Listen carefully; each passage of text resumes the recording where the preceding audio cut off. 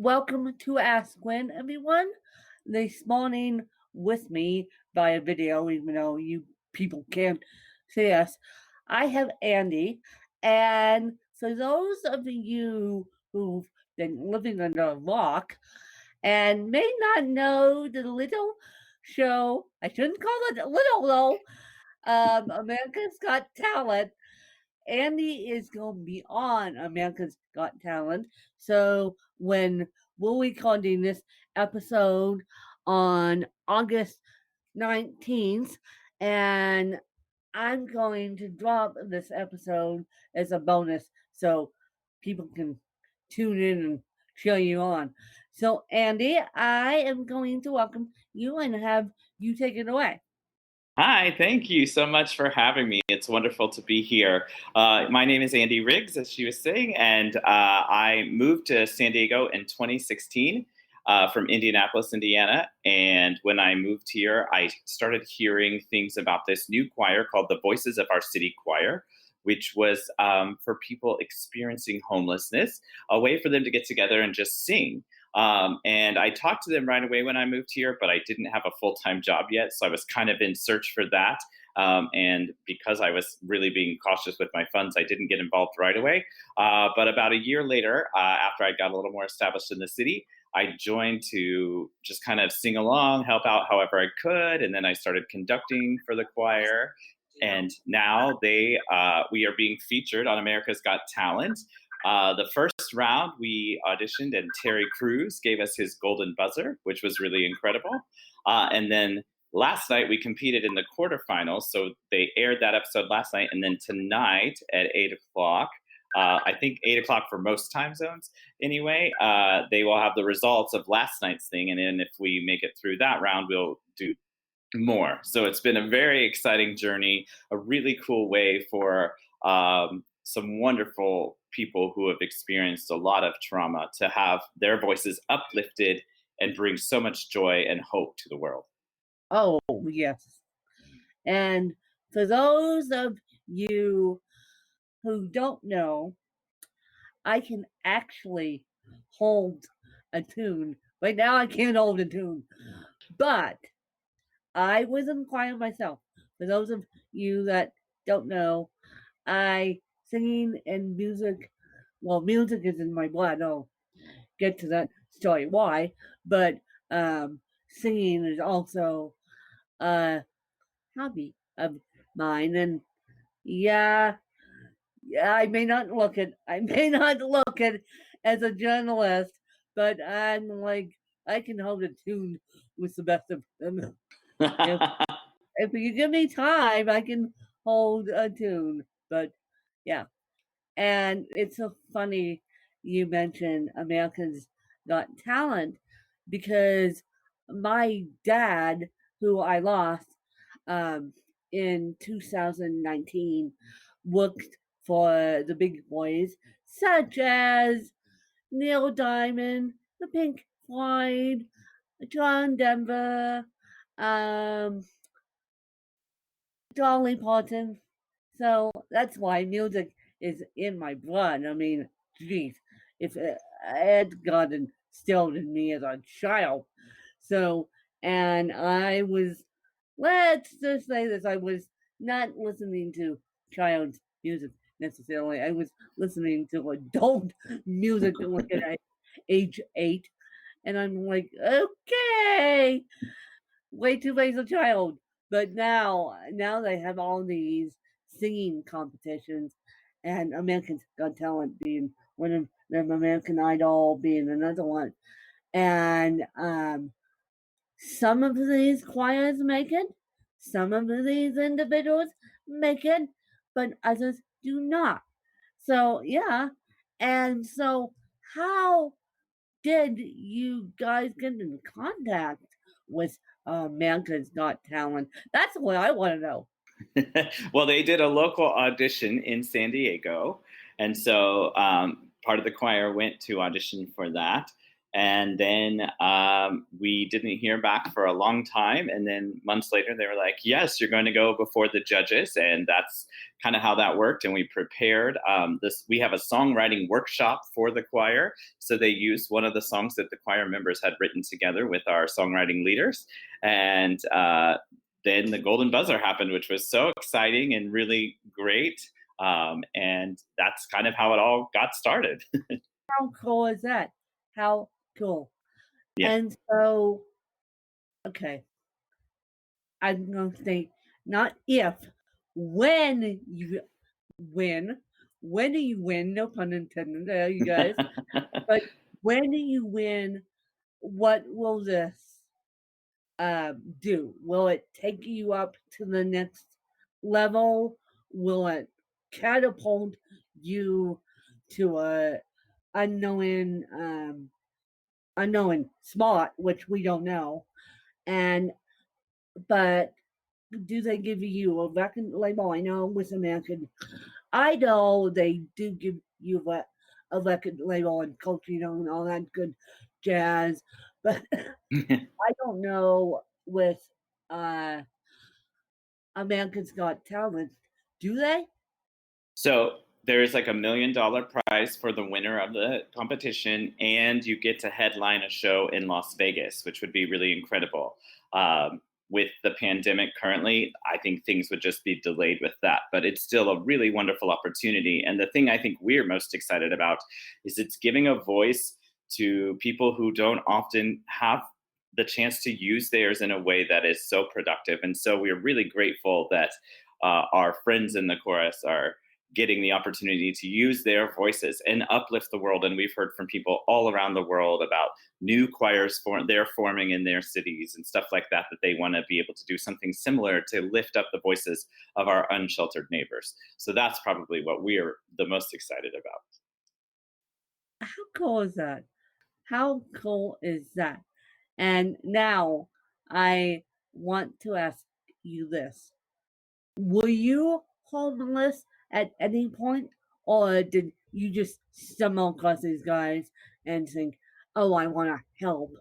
And although does homelessness impact your life? I personally never ended up on the street. I was very close after moving here just because it took longer to find a job than I realized it would. Coming from the Midwest, it's a little easier there. Yes. And so I was close. Thankfully, a family from the church that I work for, as the music director, took me in and helped shelter me for a time. So I knew I was on the brink of it. And I've always had just a gut reaction to seeing people on the street, and like, I know there's got to be something I can do. At the time I didn't have the income to make like a huge donation, so I was just trying to think of ways I could get involved. And when I heard of the choir, I was like, well, I'm a choir director and performer for a living. This kind of brings both worlds together in a way that I know I can go in and offer the gifts that I have to help this way. And it's turned into being where I've received as much or more than I could ever give. And it's really been a beautiful process. And Andy, what is your favorite book? Oh man, I think it's The Road Back to You, and it's a book about the Enneagram and how we kind of learn more about each personality type. And the Enneagram is a personality test Yeah. kind of thing, for those who may not know. And there are 9 different types, but I'm really always curious about people and what makes them tick and what makes each of us different. So that book really thrills me because I can learn about each type, and then I can, when I find out what type my friends are, can understand them better as well. So it's really neat. Yeah. So it's similar to the Myers Briggs, you guys. If you haven't heard of a Myers Briggs or Gallup um, coaching, well, it's not called Gallup, it's called Strength Finders. Gallup actually uses it. And so Enneagrams are your personality test. I took one and I actually took two personality tests in my life. And so, and they both came out very similarly. So Um, yeah, but I'm always interested. That's why I gave up education to fall in love with my true passion of journalism. And so, Andy, if your best friend had to write a book about you, what would the title be?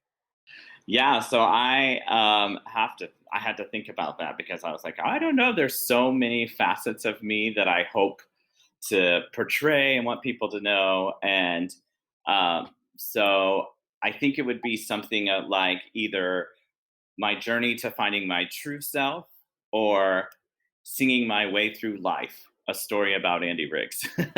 So maybe something like that would be something that they would say. And Andy, what is your morning routine? Well, I work kind of as a musician. We have multiple jobs. So I work kind of three different jobs right now. And when there's not a pandemic, I have more than that, depending on gigs and whatever comes. But I've been working from home since March. So finding a way to kind of create a routine, no matter the start time.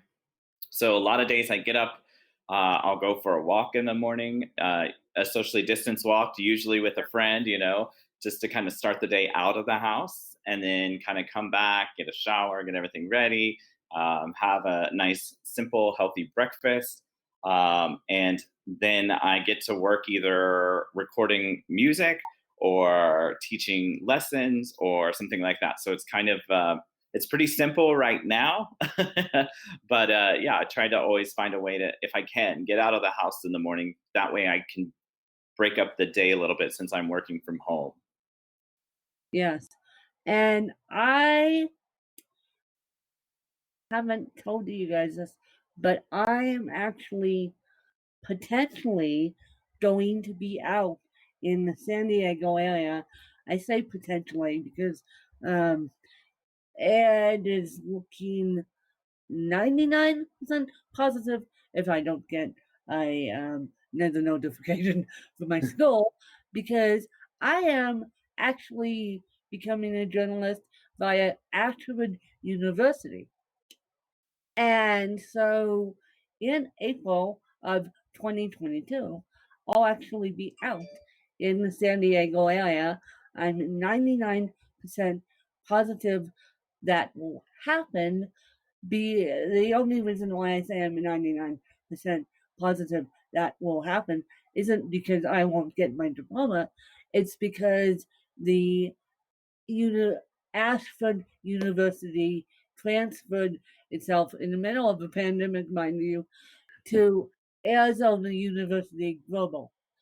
So I don't know where graduation is going to take, but I'm hopeful it will take place in San Diego. I'm hoping because, believe it or not, I'm out here in Colorado, but my biggest listenership is in California. I don't know why you guys seem to love cerebral palsy, but I'll take it. And so, yeah. And so I am hoping that um, San Diego will be my stomping grounds to become a official journalist, and I'm hoping that I don't have to travel with masks. I put it out on my Facebook. You guys who follow me on Facebook saw it. I said, okay, I I don't care. I'm going to walk. I'm going to get this degree. I worked so dang hard on this degree, but I said I don't care. I am, and I said, doctors and people that test vaccines, you have until April of 2022 to come up with a vaccine. And I'll be the first person to take it as soon as it gets right off the office. And I said, Plan B, I'll travel with a mask. I mean, I don't care. I've been stuck at home for 5 months. I don't care at this point. Yeah. That's exciting that you would be out here. You'll have to let us know for Oh, sure. I will. I will let you guys know. And Andy, if you had to take 5 things with you when you move, what would the B. And yes, it can be a microphone. Yes, it can be a piano too. The piano is definitely on the list. I wouldn't know what to do without my piano. I sit there a lot to play and record music. Um, recording equipment, because that's right now how I'm doing all of my work. Um, Obviously, I would take my husband with me. We would like that. Definitely want him around. And probably for me, I'm a big collector of family photographs. I absolutely love to be able to just find pictures and look at my family. And I don't live close to my family at all. They're all in Indiana. So for me, it's wonderful to have those photos to kind of be a way to represent them. So I'm sure I would take those with me. And then let's see, that's four. So one more thing. I don't know. That's tricky. I'm not a big things person. I'm a big people person. Oh, but I would take my music. Yeah, I have lots of music. So I would take my music so that I'd have a way to express myself no matter where I am. And because we're talking about music this morning, you guys, what was the last in-person concert you saw? Oh, that I saw. That you saw? Yeah, I got to think about that because I'm so busy performing in them that I don't often get to go watch them. I think the last in-person concert I saw was Sandy Patty. She's a wonderful gospel singer that I've grown up loving, and she came to San Diego and prior to the pandemic, and we got to go and enjoy her concert very much. And now, what is your favorite type of music? You're so sick of it, you don't listen to music. No, I definitely listen. I actually listen to such a variety of things, but my top two are gospel music and musical theater. I really love both of those genres a lot. I listen to a lot of gospel choirs, especially being a choral person. I really love that kind of music, Yep, so it's a lot of fun. exactly. It's so much fun. Now, Andy, I know you have questions for me, and I'm going to turn the tables over to you. Okay, so I was just curious to know how you kind of got started with doing a podcast because that is such a cool thing to do. I wrote a book, and then the day I had published on that now 10-year-old book, by the way, I thought, great, this book is published. How in the world am I going to market this book? And so I, at the time, was listening to a podcast all about writing books, which is a podcast I still listen to called The Creative Pen out of the UK, run by the fabulous Joanna Penn, who made her way out of IT and turned herself into a top earner in the self-publishing field and now teaches everyone else how to do it.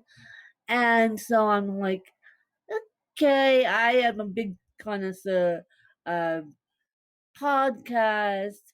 Let's do it. But no, first I had to try YouTube. And then I said, okay, I can do this video thing. But I realized that with the YouTube aspects, that it was not so much me and not so much my guest, but it was more my fan base. My fan base bucks and squawks. They said, I want to support you, but I can't leave my laptop open. They literally told me this. I can't leave my laptop open while I'm working. I can't leave a tab open to watch you while I'm working. And I'm like, okay, there goes my YouTube stardom right out the door. And so then I tried all these um, different platforms and landed up trying everything. Didn't work. So finally I just put the Playboy stick up, and in a Facebook group that was meant for podcasts, I said, "Who's the best podcast host?" They gave it to me, and I'm like, "Okay, that's what I'm going to do." And ever since then, I have done it because you can actually listen to a podcast and do something else while you're doing it.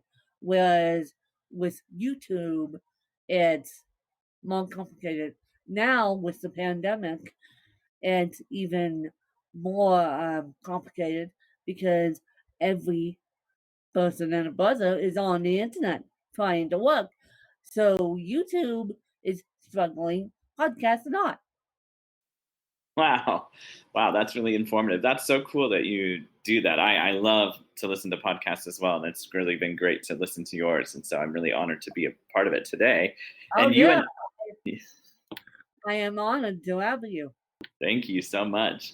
You and I were introduced through a group called Everyday Leaders, which was started by our friend Melanie Ake. And I was just curious how you and Melanie connected, because that's been a really cool connection for me to meet all these other leaders around the country. We connected by the fabulous Chip Baker. And Mhm. for the life of me, I can't remember Chip's podcast name. And so if you guys look up on Facebook, Chip Baker, I think it's called the 5 minute story or something.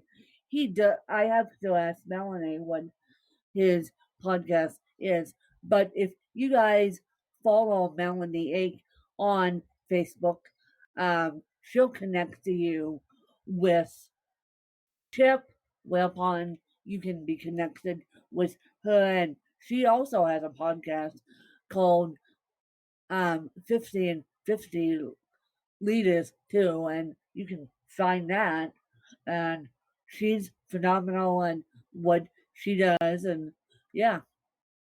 That's so great. That's a great connection. Yeah, I met Melanie years ago when I was working at the Indianapolis Symphony, and her nephew was the host for the big Christmas celebration. And I she love it. I love it. yeah. I And we've love it. just stayed connected. Back in the days where you could see people, Right. in the days where you can actually give a hug to a person. I don't think those days are ever coming back, but Oh, I think they'll get here eventually. It'll just take some time. it will just take some time. No, I had to give fist bumps to the people the other day. I'm like, fist bumps, elbow bumps. I'm like, this butterfly is not, this extroverted butterfly is not used to fist bumps and elbow bumps. I'm used to hugs. Yeah, exactly. Me too. I really miss hugs. I think that's the thing I miss most during this time. Yeah, no. So, Andy, where can people find you, and where can people get a hold of you if they want to get a hold of you? Sure, you can find me on Facebook under Andy Riggs. And you can find, I'm also on Instagram under I think Andrew J. Riggs 2019. Um, that's my screen name there. And then, you can check out Voices of Our City on voicesofourcity.org. It's a great website. There's a not a podcast, but a documentary that Susan Polish-Schultz did of the choir early on that's there. All kinds of information that you can follow our journey, or if you wanted to donate to the organization in order for us to continue our work, especially during this pandemic. We're feeding 1,000 people a week and helping them with charging banks so that they can charge their stuff in order to make sure they have access to what they need. So any donations are, of course, greatly appreciated. Yeah. Helps us to do Any that. donations, you guys. And as I said, this episode will drop today as a bonus episode because of the exciting news. And you can catch these guys tonight on America's Got Talent. I almost said American Idol, but America's Got Talent. And you guys go enjoy. And those of you who are big TV watchers, go catch these guys, go cheer them on, and go support these guys, because I think what Andy is doing for Voices of Our City is wonderful. Thank you. Yeah, we appreciate all the love and support. It's been an incredible journey, and it's a great opportunity for us to kind of love on our neighbors who are experiencing a little harder time. So we Yes. appreciate it. Yes. And I appreciate you guys for tuning in and supporting me. And things are slowly, for me anyway, things are slowly looking up. And let's just put it this way, 2021/2022 is going to be a much better year than 2019 and 2020 for me personally, because I have something up my sleeve that I can't announce yet, but you guys may be following me on another different journey that once I announce, you guys are gonna be like, what? And so, yeah, I'm really excited about that. And it's time for me to do something. I just can't say what it is yet until all the pieces of the puzzle are put together. So I'm really looking forward to it. But I appreciate you guys, and you guys know where to find me. I'm floating all over social media, and I appreciate you guys. And let's make this world a better place. You guys, thanks. You guys, bye.